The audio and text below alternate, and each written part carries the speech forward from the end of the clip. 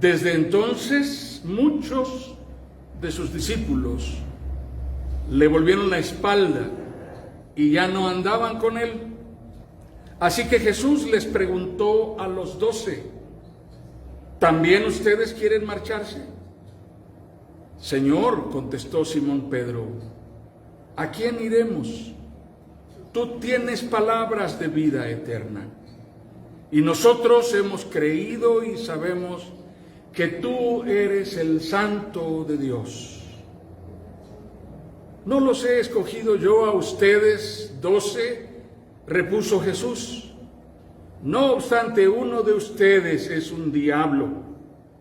Se refería a Judas, hijo de Simón Iscariote, uno de los 12 que iba a traicionarlo. Sentados, hermanos. Si tú pudieras hacer que Dios te hablara respecto de algo en particular, ¿qué es lo que querrías oír de Dios? ¿Qué es lo que querrías que Dios te dijera? Una actitud común entre los adolescentes, desde la pubertad y un poquito más hacia la adolescencia, cuando los chicos están comenzando a cobrar conciencia de su autonomía, de su capacidad para decidir sus preferencias y de su libertad para escoger sus propias opciones y alternativas. Una actitud común entre los púberes y adolescentes, aún los jóvenes, es la rotunda negación para oír a sus padres o a sus tutores discursar sobre cuestiones de corrección, cuestiones que impliquen oponer límites, marcar fronteras, establecer reglas, normas e imponer disciplina y castigo. Cada vez que un padre hace la mano así para llamar a su hija o a su hijo, alguien hace la boca así.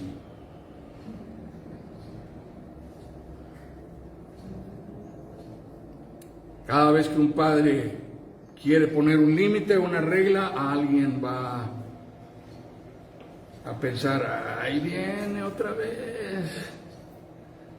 Y el pensamiento interior es más de lo que aparenta o de lo que parece. Una actitud común es esa. ¿Quién pretende marcar límites? ¿Quién quiere poner una frontera? ¿Quién quiere marcar reglas, normas? ¿Quién quiere imponer orden, disciplina? Va a ser aborrecible. Seguirá haciendo aborrecible cada vez más. La queja de los hijos con la madre va a ser, es que mi papá toda la vida dice que no. O con la mamá o con el papá. Irán con el papá y dirán, no, pues tú ya sabes que mi mamá nunca quiere, nunca me deja ir. No estoy hablando en contra de los chicos, estoy tratando de que reflexionemos acerca de esta realidad, porque quien pone reglas es visto como un dictador, como un represor abusivo, alguien que invade el territorio de tu libertad, el territorio de tu derecho para decidir hacer lo que tú prefieres, lo que te place. ¿No es cierto que la mayoría de las personas asumen que la religión tiene que ver con ese patrón de comportamiento? ¿No es cierto que las personas tienen un prejuicio acerca de la religión que caracterizan como algo peculiar y significativamente prohibitivo? Religión, te van a prohibir. La religión le prohíbe a las personas vivir como quieren. La religión le prohíbe a las personas divertirse como todo el mundo lo hace. Te prohíben disfrutar del placer del mundo como cualquier otro mortal. Quisiera que alguien aquí congregado levantara su mano y dijera, es cierto, yo he oído al pastor Aquino un montón de veces prohibiéndonos una bola de cosas. Somos los creyentes más infelices, más desdichados. Se nos han impuesto reglas, normas, es un tirano.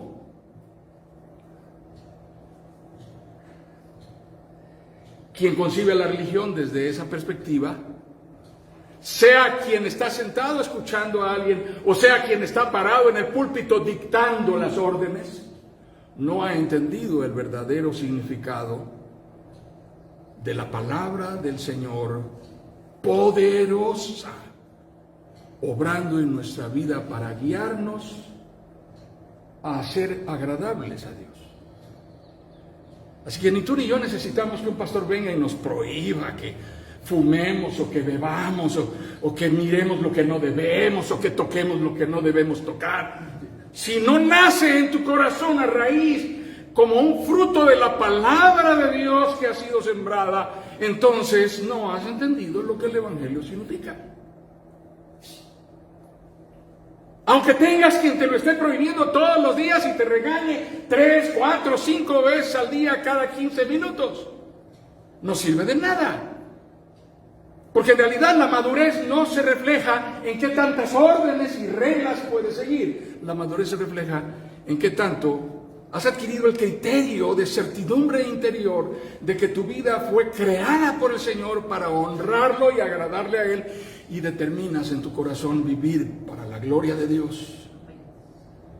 Aunque no tengas a tu papá diciendo, ¿qué pasó? Ya te vi, cuidadito, suelta ahí. ¿Qué pasó?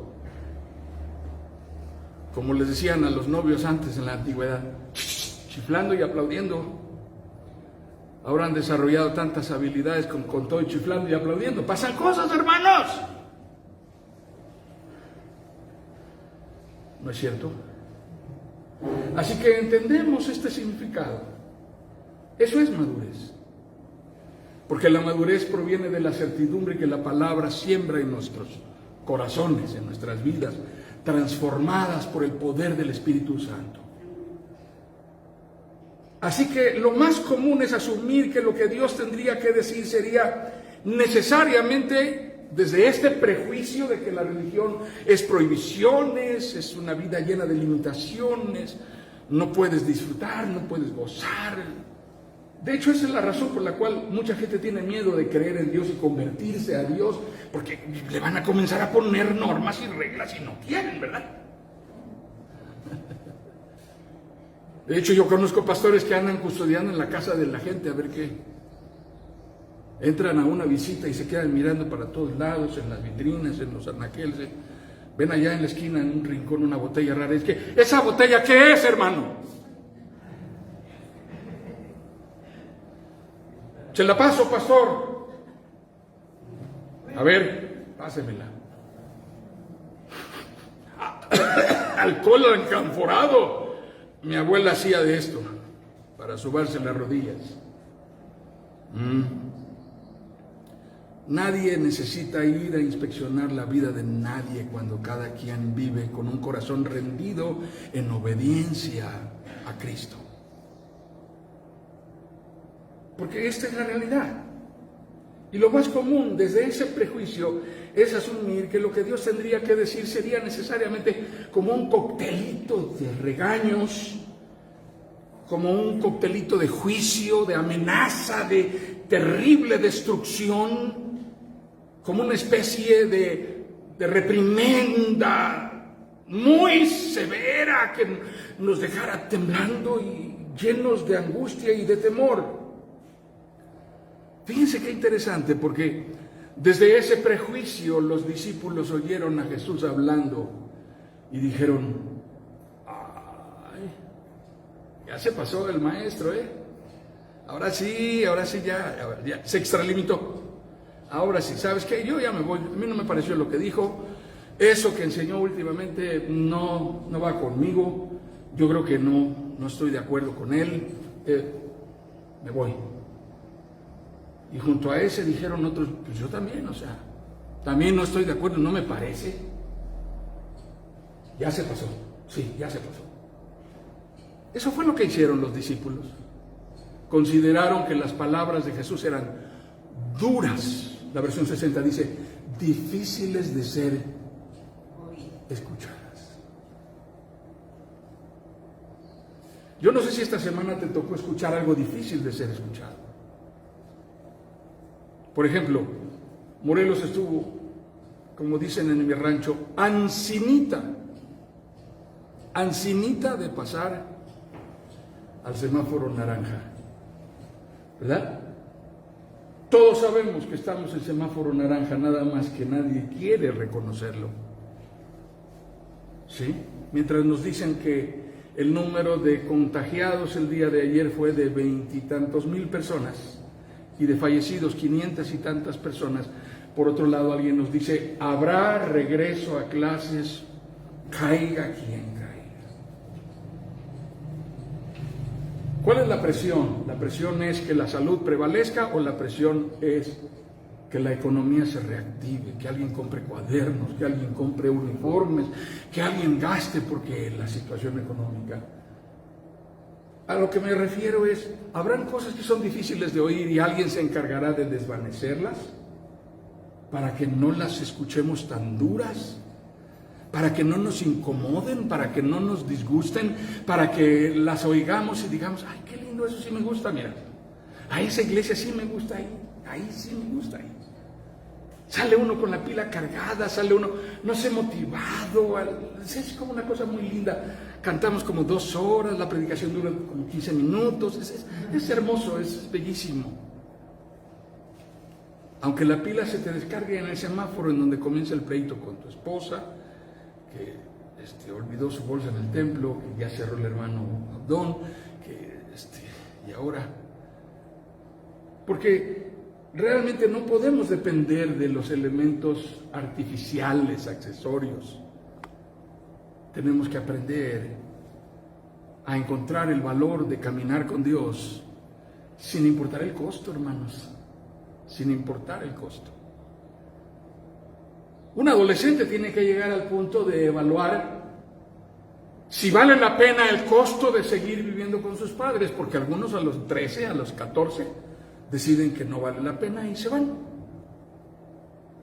Más de la mitad de las señoritas que aparecen en el programa de emergencia de búsqueda de personas son niñas o niños que decidieron irse porque se aburrieron de su papá y de su mamá, y ahora los están buscando con el programa Amber y desaparecidos. Otros sí, verdaderamente fueron privados ilegalmente de su libertad, pero otros no, decidieron irse. Pensaron que yéndose a vivir con la abuelita, con la tía, con la mamá de la amiguita les dijo, vente a mi casa. Iban a ser felices porque ya no hay reglas. Bueno, no hay reglas mientras dure la tolerancia, pero va a llegar un día en el cual después de 3 días, cuando tus tenis ya están fuera de donde debieran de estar y tus calcetines aparecieron en donde no debieran y tardaste 1 hora en el baño, alguien te va a decir, a ver, mijita, necesitamos hablar. Yo sé que saliste de tu casa, que vienes refugiándote, eres bienvenida, te queremos, eres amiguita de mi hija, pero aquí necesitamos tu cooperación, aquí hay reglas.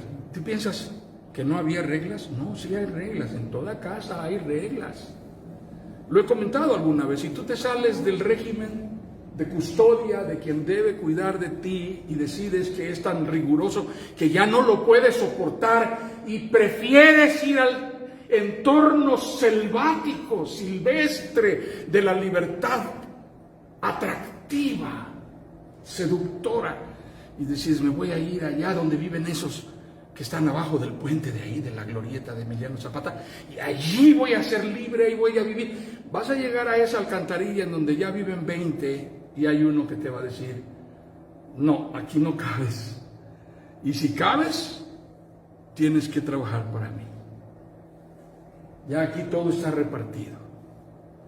Así que, si quieres quedarte aquí en esta alcantarilla, me vas a obedecer y a servir a mí. A donde vayas, hay reglas. Las reglas de casa son preferibles, ¿no? Así que permanecer y pagar el costo por permanecer implica una bendición, porque la custodia y la protección significa un privilegio. Es bendición vivir bajo el orden de Dios.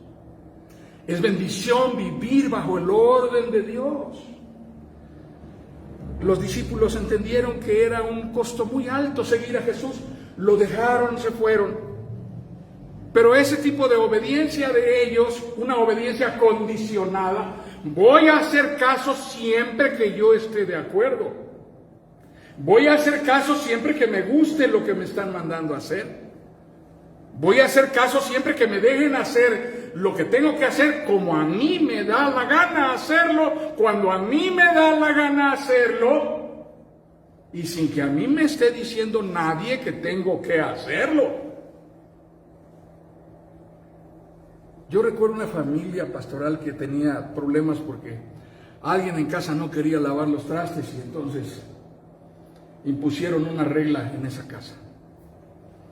No habían más que 3 hijos y el varón era el que tenía ciertas dificultades. Y la regla fue que si tú no lavas la loza cuando te toca, se junta con la siguiente comida. Y si no lavas la que te tocaba y la de la siguiente comida, y dejas que se te junte con la siguiente comida, se te junta con la siguiente comida. Y lavar la loza de 3 comidas significa que ya no hay más platos en el trastero. Y que para la siguiente comida necesitan lavarse los trastes. Ah, qué regla difícil, ¿verdad? Así que las personas a veces entendemos y aprendemos un poco bajo la presión de las asignaturas. Y es sano enseñar a quienes están formando a tener asignaturas. ¿No es sano tener asignaturas para todos? ¿No es conveniente? ¿No es correcto ayudar a todos a desarrollar asignaturas? Pero en la obediencia condicionada tenemos el reflejo de un carácter adolescente. Podemos llegar a tener 70 años y seguir siendo adolescentes, no haber madurado nunca. Es condicionar a quien da las instrucciones a que se obedecerá solo si se quiere hacer, solo si se me facilita, solo si me agrada, solo si me complace, solo si estoy libre, solo si estoy dispuesto, si estoy de buen ánimo. ¿No es eso acaso lo que sucede con la revelación privada, la que dicen algunos que reciben de Dios espontáneamente? Dios me habló y me dijo. Quiero que Dios me hable para decirme lo que quiero oír. Cuando hablamos de la revelación privada o espontánea, como también se le llama, estamos refiriéndonos a este tipo de testimonios en los que las personas asumen y presumen que Dios les habló y les dijo algo que es indispensable que todos los demás sepan, escuchen. Y debieran oírlo con un ánimo reverente, como si lo que estuvieran oyendo viniera de un profeta salido de las entrañas del Antiguo Testamento. Así que el pastor Aquino un domingo viene y les dice, Dios me dijo que, y todos ustedes están atentos y esperando oír. Es interesante, pero eso está pasando, hermanos. Sucede en muchas congregaciones. Yo quisiera precisar hoy, voy a tomar un breve momento para precisar cuáles son las características más comunes de la revelación privada de la que estoy hablando. Las características más comunes de la revelación privada a la que me estoy refiriendo. Hay 4 signos característicos. El primero de ellos es, la revelación privada es por iniciativa humana y no por iniciativa divina. Suele asumirse como divinamente inspirada o divinamente dada, el Señor me dijo. Pero en ella hay una especie de suplantación pseudomesiánica que exalta esta experiencia. Yo soy un enviado especial de Dios. Lo que Dios me dijo no debe ni puede ser cuestionado porque Dios habló conmigo. ¿Quién se opone a eso? ¿Quién cuestiona eso? Ese es un signo. Yo lo pondría quizá como el primer signo. El segundo signo es que esa revelación privada está determinada por la veracidad del profeta. Es auténtico porque lo digo yo. Y lo digo yo porque Dios me dio a mí una facultad sobrenatural diferente al resto de ustedes. Es una facultad concedida por Dios de manera excepcional sobre esta persona y no requiere ser respaldada por nadie ni por nada, ni por la Biblia. Esa facultad se llama unción, la unción de profeta que yo tengo, la unción de apóstol que yo tengo, me autoriza para que yo les diga a ustedes lo que Dios me dijo a mí. No tiene que ser comprobado de ninguna manera, lo acredito y certifico yo. Segunda característica. Tercera característica. Comúnmente, ese tipo de revelación privada y espontánea se restringe a la realidad y a la circunstancia temporal inmediata. Tiene que ver con el presente, con los procesos y los trayectos que las personas están atravesando, con su desenlace futuro inmediato. Usualmente son premonitorios de un futuro favorecedor, de un futuro inmediato alentador. Dios me dijo que tu camino será prosperado y las puertas te serán abiertas y nadie podrá impedir la bendición que Él ha decretado para ti, y yo lo ordeno en el nombre del Señor. Quien oye eso desde un ánimo de desaliento, desde un ánimo de desconsuelo, desde un ánimo de experiencia y proceso de fracaso, dice, es Dios quien me está hablando. Esto es Dios, o sea, ¿quién le dijo a este hermano que yo necesitaba oír precisamente esto que me vino a decir? Pero yo no sé si ustedes han oído esto o alguien se los ha dicho alguna vez, pero no siempre Dios tiene que decirnos lo que nosotros queremos oír. La verdad es que a veces los procesos adversos que tenemos que transitar en la vida son consecuencias, no castigos. No son castigos. Son consecuencias.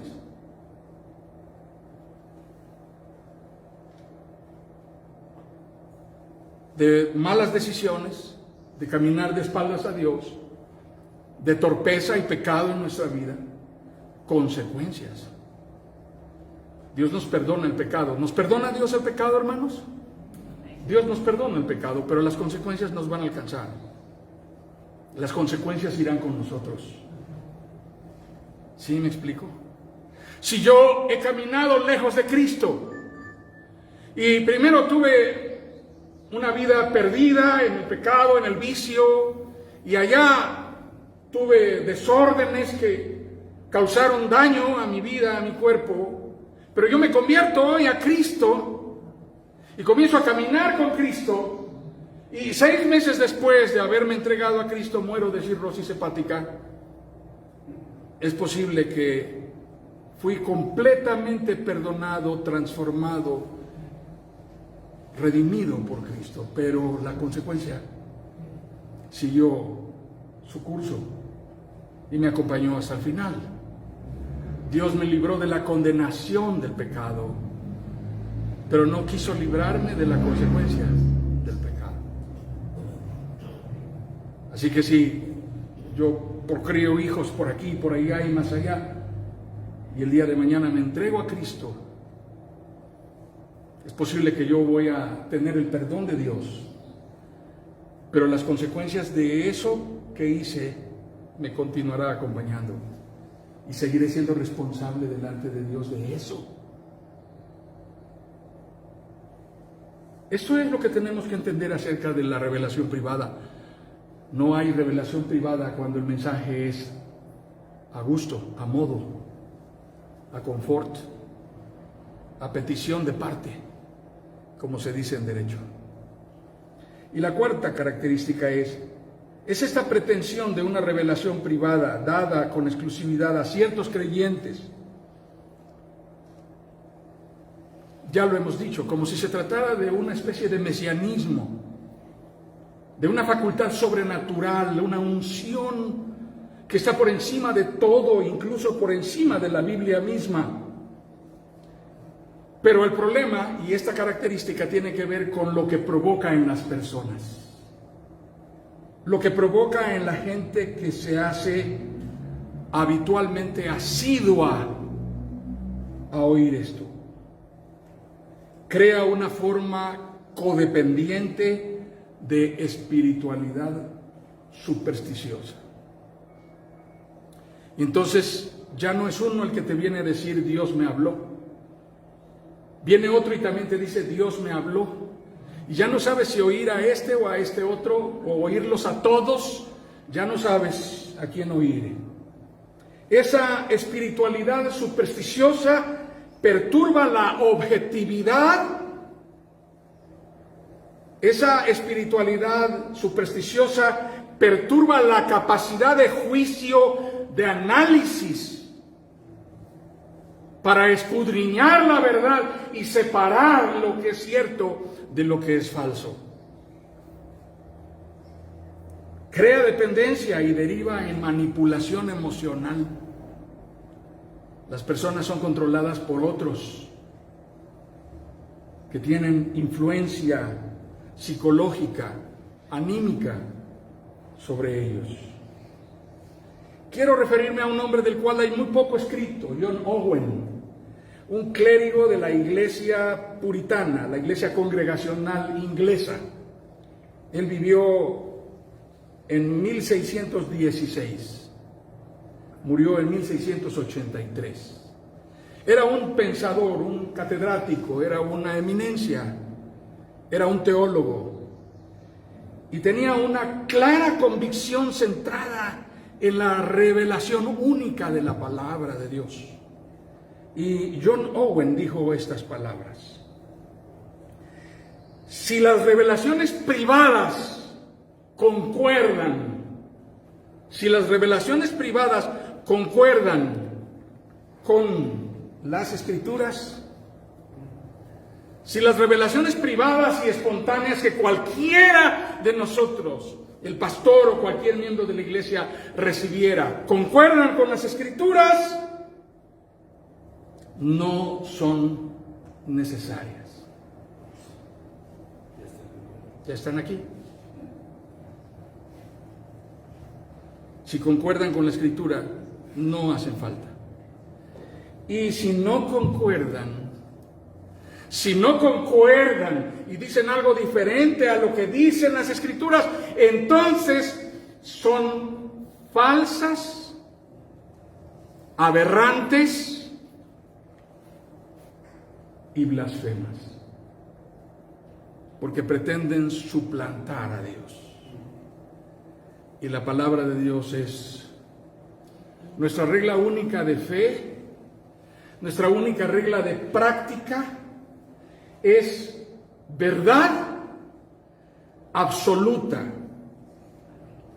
es inspirada por el Espíritu Santo, es infalible, inerrante, insustituible e irreemplazable.